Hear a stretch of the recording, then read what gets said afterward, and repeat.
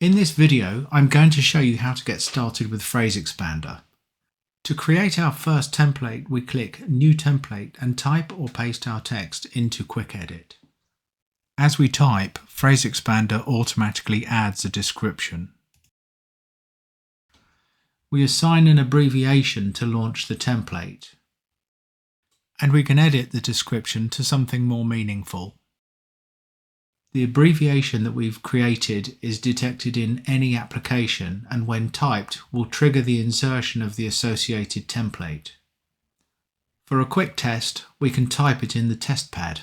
So when we start typing, PhraseExpander shows us any matching template abbreviations.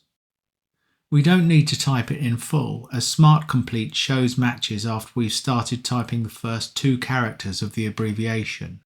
Once our desired template is shown in the Suggestions window, we can press Shift to execute it. We can customize the confirmation key or even have PhraseExpander execute our abbreviations immediately. We just click File, Options, Suggestion, and choose a different confirmation key. You can choose the maximum number of suggestions to display and how many keystrokes we type before PhraseExpander shows template suggestions. Increase the number to display less suggestions. If the text requires further customization, PhraseExpander variables let you make changes before sending the text to the active application. To create a variable, select the text you wish to customize. Right-click, choose Variables, New Fill-in. We set the variable name, a label, and the variable type. In this case, we're creating a simple text variable. We can use Preview to display the output as we make changes. Changing the label allows us to edit the displayed question text.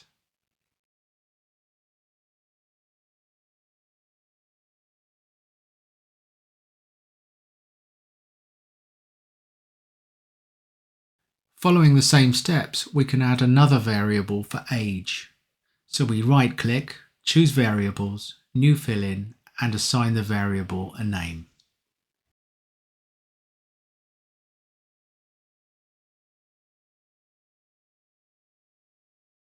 Our previous text variables allowed the user to enter text, but we can use a list variable to pick from predefined items such as gender. Once again, right-click, Variables, New Fill-in, and we name our variable. This time we choose List as our variable type.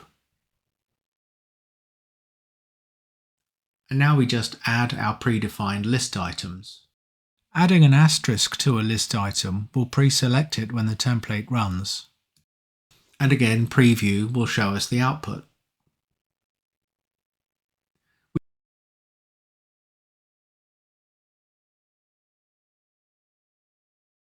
Let's create another list variable showing the list of symptoms. This time, we will select the text first, then right-click, Variables, New Fill-in, and name our variable. Notice PhraseExpander has detected we selected a list and has correctly created a list variable and pre-populated our list item. However, this time we want to be able to select multiple items, so we change single to multi. And once again, we can check our work with Preview.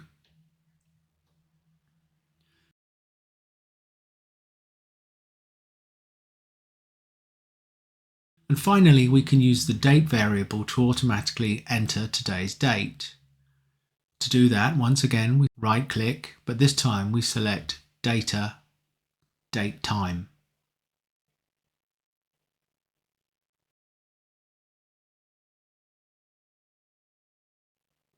Now let's see the whole template in action.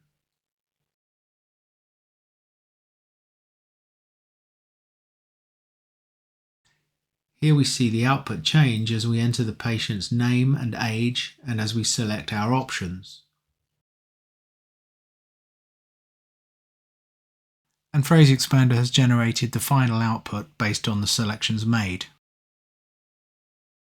Here we see we have some text in Notepad.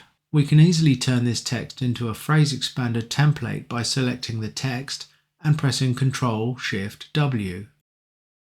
The new template dialog appears. We can enter a description. The abbreviation, glossary and preview are already populated. And back in PhraseExpander, we can see our newly created template. Templates are organized in glossaries. You can also create groups for further organization. To do this, we right-click on a glossary, select New Group and give the group a name.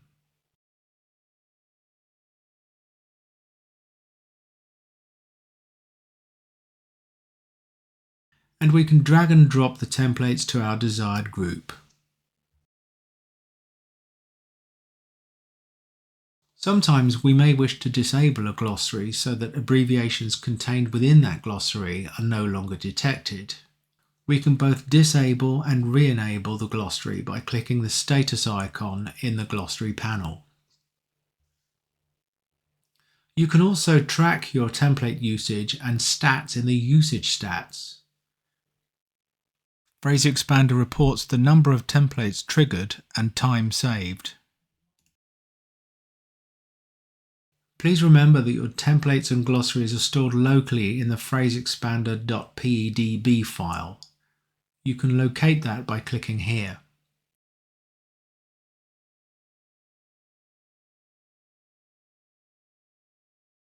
So get started by adding your most used templates and phrases.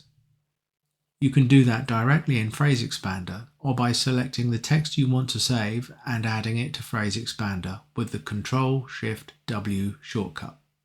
Today we've covered the basics to help get you started. For a deeper dive into PhraseExpander, please follow the links below.